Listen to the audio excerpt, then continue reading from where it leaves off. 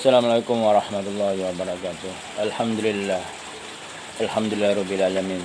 Wassalatu wassalamu ala asyrofil anbiya'i wal mursalin sayyidina wa maulana Muhammadin wa ala alihi wa sahbihi ajma'in. Rabbi shrah li sadri wa yassir amri wa hlul 'uqdatam min lisani yafqahu qawli. Saudaraku semua, dimanapun Anda berada, baik yang mukmin maupun yang beragama lain,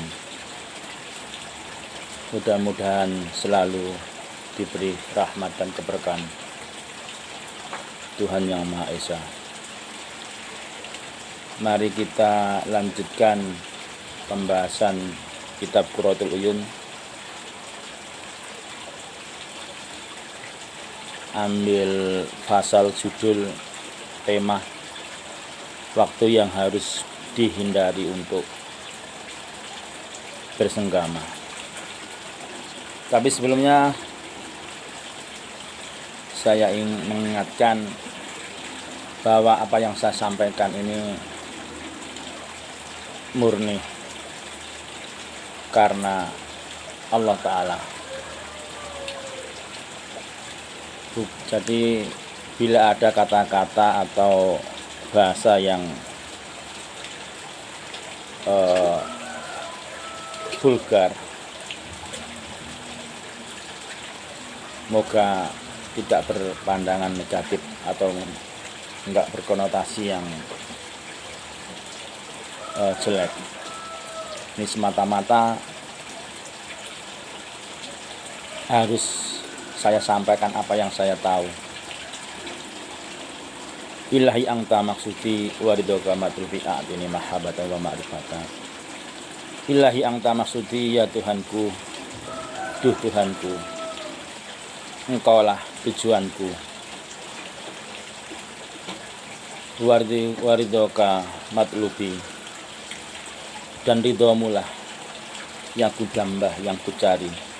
A'tini mahabbatan wa ma'rifataka, maka berilah aku cinta, kasih sayang, dan pengetahuanmu. Makrifat akan sifatmu, zatmu. Saya lanjutkan pembahasan kitab Sarah Nadham Ibnu Yamun. Wa manuhu fil haidi wan nifasi wa dziki waqtil fardi latibasi. Wa manuhu fil haidi wan nifasi wa dziki waqtil fardi latibasi. Dilarang bersenggama ketika istri sedang haid dan nifas, dan sempitnya waktu sholat fardu. Jangan merasa bebas. Dalam bait ini menjelaskan bahwa berkumpul atau bersenggama tidak boleh dilakukan saat istri sedang haid. Ini berdasarkan firman Allah. Jadi dalam Al-Quran dijelaskan, wa yas'alunaka 'anil mahid qul huwa adan fa'tazilun nasaa fil mahid. Mereka bertanya kepadamu tentang haid. Katakanlah, haid adalah suatu kotoran. Oleh sebab itu, hendaklah kamu menjauhkan diri dari wanita yang sedang haid. Maksud arti menjauhkan diri ini, kawan, saudaraku, adalah menjauhkan diri dari berkumpul, tidak melakukan senggaman. Tadi Imam Mujahid pun berpendapat sama dengan Sayyidah Hafsah radhiyallahu anha, berpendapat bahwa yang dimaksud menjauhkan diri adalah menjauhkan dari liang misfi, agar tidak melakukan bersenggama. Kemudian ada pendapat yang lebih masyhur bahwa wanita yang sedang haid supaya menguatkan ikatan kain yang dikenakannya. Artinya dibolehkan bermesraan dengan istri yang haid asal tidak sampai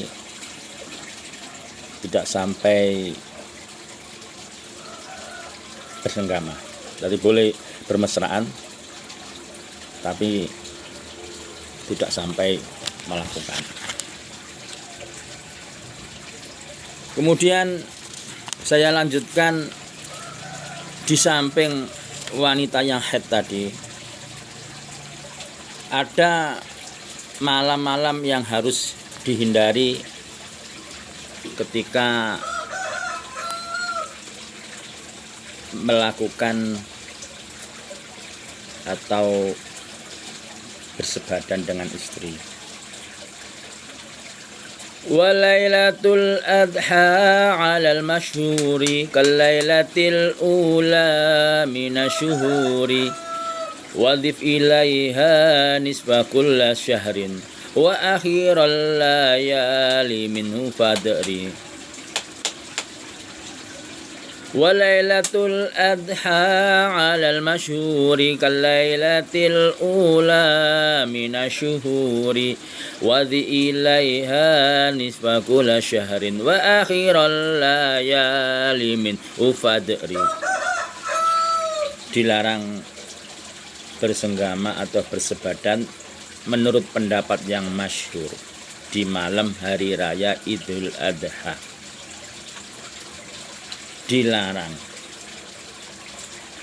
Maksudnya demikian pula di malam pertama pada setiap bulan. Kemudian di malam pertengahan setiap bulan. Begitu pula di malam terakhir setiap bulan. Jadi dilarang melakukan bersenggama atau bersebadan di malam tanggal 1, pertengahan dan akhir di bulan Hijriyah. Bukan bulan Masehi tapi bulan Hijriyah. Maksud dilarang di sini adalah hukumnya. Hukum ini adalah dilarang, hukumnya dalam info itu adalah makruh. Jadi enggak sampai haram. Tapi makruh yang dalam tingkatan makruh tahrim. Makruh ada dua macam. Yaitu pertama makruh tanzih, yang kedua makruh tahrim. Makruh tanzih adalah makruh yang boleh. Kemudian makruh tahrim adalah makruh yang mendekati haram. Contoh daripada makruh tanzih misalnya makruh tanzih, salah satu contoh makruh tanzih misalnya orang ketika berpuasa melakukan bersiwak atau bergosok gigi dalam keadaan berpuasa, itu dihukumi makruh tanzih. Nah, kapan waktunya dihukumi makruh tanzih itu? Yaitu ketika tergelincirnya matahari sampai terbenamnya matahari. Yaitu waktu di mana setelahnya waktu duha, yaitu setelah tergelincirnya matahari, setelah waktunya duha sampai dengan terbitnya matahari, itu hukumnya makruh tanzih, bersiwak. Nah, itu hukum bersiwak. Kenapa? Karena siwak mampu menetralisir aroma sekaligus bau mulut yang enggak sedap yang menempel pada gigi ketika disiwak. Maka sedangkan keutamaan keafdolan berpuasa itu keafdolannya, keutamaannya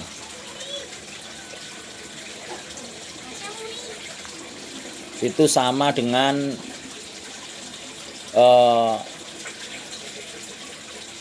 apa keabdalannya itu bau mulutnya orang berpuasa kelak akan Allah ganti dengan minyak misik. Tapi ketika orang itu enggak melakukan berpuasa, maka hukum bersifat itu disunahkan, dianjurkan. Itu contoh makruh tanzih. Sedangkan untuk contoh makruh tahrim ya seperti halnya seperti ini. Larangan-larangan hal-hal seperti ini dalam kehidupan sehari-hari juga termasuk salah satunya adalah merokok. Merokok itu ada yang ulama sebagian yang mengharamkan dan sebagian juga menghukumi makruh. Nah, ketika dihukumi makruh rokok itu, maka makruh kategori yang kedua yaitu makruh tahrim, makruh yang mendekati haram tapi belum sampai pada tahapan haram. Kembali kepada pembahasan kitab Qurratul Uyun. Imam Al-Ghazali mengatakan, Al-Imam Al-Ghazali mengatakan bahwa bersenggama atau bersebadan makruh dilakukan pada 3 malam di setiap bulan, yaitu awal, pertengahan, dan akhir. Sebab setan menghadiri setiap persenggamaan yang dilakukan pada malam-malam tersebut. Jadi ini Imam Ghazali mengatakan bahwa di awal bulan, di awal bulan tanggal 1, kemudian malam tanggal 15, kemudian malam tanggal 30, dan juga malam Rebu, ketika persenggamaan suami istri itu dilakukan, setan menghadiri persenggamaan yang dilakukan pada malam-malam tersebut dan sudah pasti juga ikut andil dalam persenggamaan itu. Kalau sekiranya orang itu lupa untuk berdoa atau mengingat Allah, maka kemungkinan terbesarnya setan ikut andil. Ini pendapat daripada ini Imam Al-Ghazali. Ada juga ulama yang mengatakan bahwa setan mengikuti persenggamaan yang dilakukan pada malam-malam tersebut. Kemudian hukum makruh tersebut juga dijelaskan oleh Imam Ali, Sayyidina Ali karamah wajah, Ali bin Abi Thalib, kemudian Muawiyah dan Abu Hurairah.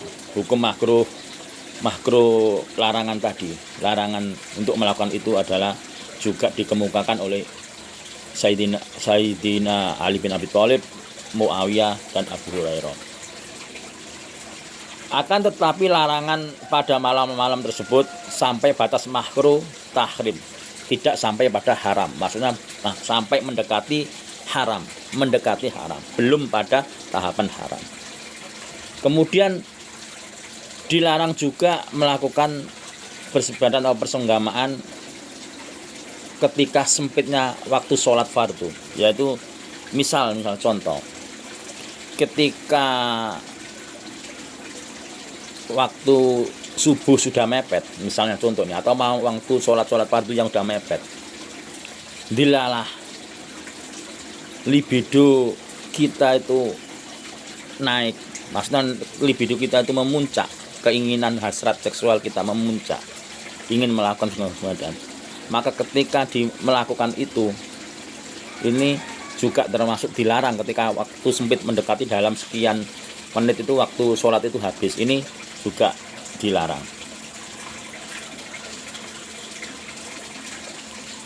Ini Nazom menjelaskan, saya penazom menjelaskan, yuksal adha fi kullaha yasahi ala mukawinin bidan nikahi, yuksal adha fi kullaha yasahi ala mukawini bidan nikahi. Bersenggama di malam tersebut, yang maksudnya malam-malam yang dilarang tadi, yaitu malam Rebu, malam Idul Adha, malam awal bulan, pertengahan, malam akhir, waktu sempit untuk melakukan sholat fardu, kemudian ketika haid dan nifas, bersenggama di malam tersebut dikhawatirkan terlahir anak, yaitu yang berpenyakit kusta, atau anak yang terakhir nanti menjadi seorang pembunuh. Maksud dari keterangan ini, kembali kita membahas penyakit kusta. Penyakit kusta kalau orang zaman dahulu mungkin sampai pada era 80-an, tahun 80-an. Ini sudah enggak asing dengan penyakit kusta, yaitu penyakit yang disebabkan oleh virus basil, yaitu penyakit yang bahasane wong Jawa Timur buduken atau semacam kayak apa itu penyakitnya, itu penyakit kusta itu flek berbintik-bintik merah karena berflek, kemudian gatal, ada gatalnya, jadi seperti kurap atau seperti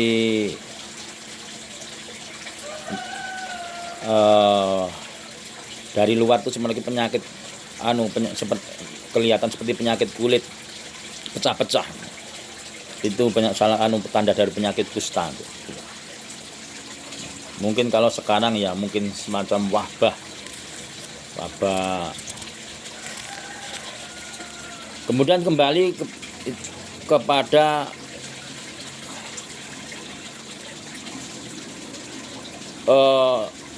pembahasan lagi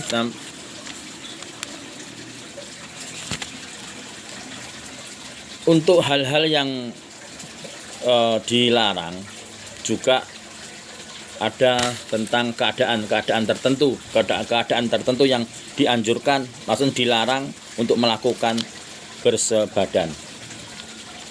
Wahdar minal jima'i fi hali dhamma wal ju'i sahihakahu munadhama wal ghaidu wal farhi kadaka warata wa shibi'i wa syari kadaka musnata wa alqa'i wal ishali fi nidhami kada hurujuka minal hamami au qablahu kattabi wal hijama fa haqiqu bila malama.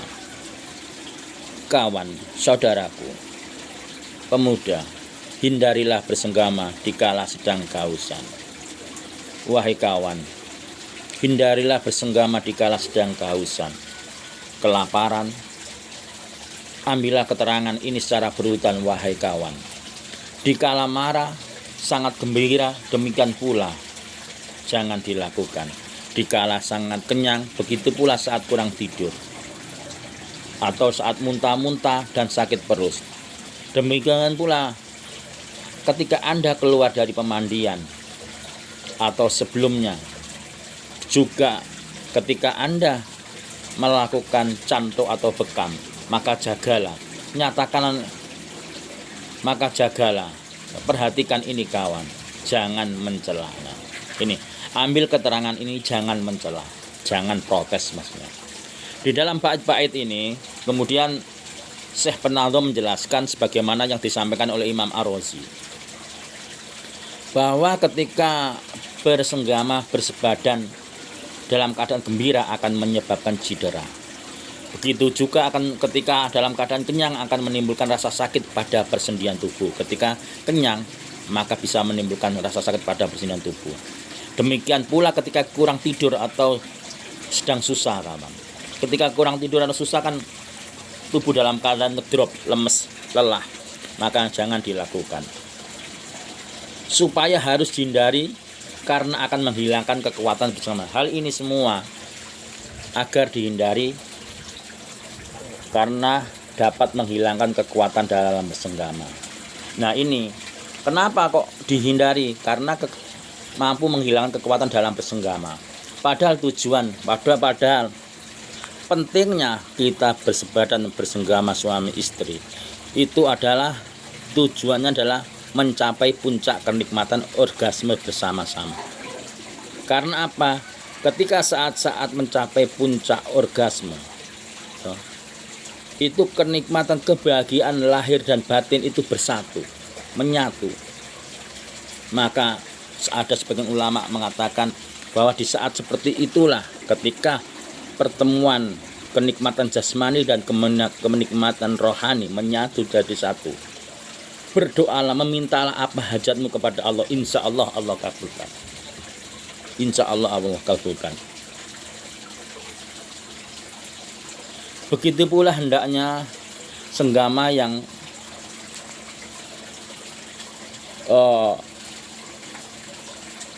dalam keadaan masuk angin, muntah-muntah, kelelahan, kemudian bekam, keluar keringat. Imam Ar-Razi juga mengatakan itu menimbulkan bahaya bagi tubuh pelakunya. Itu meninggalkan bahaya bagi tubuh pelakunya. Nah, itu semuanya coba diperhatikan supaya kita mempunyai bisa menyesuaikan keadaan, yaitu bisa mendongkrak nafsu ayam tenaga kuda, yaitu nafsu ayam tenaga kuda. Jangan sampai terbalik, nafsunya nafsu kuda, tenaganya ayam, baru nempel mak plus, baru memulai sudah KO. Nah, pertempuran belum selesai sudah menyerah.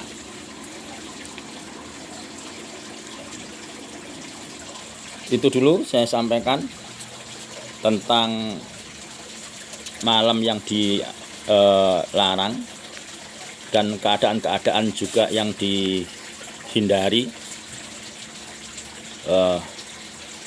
Akhirul kalam, wabila taufik wal hidayah wa ridha wal inayah. Summa wassalamualaikum warahmatullahi wabarakatuh.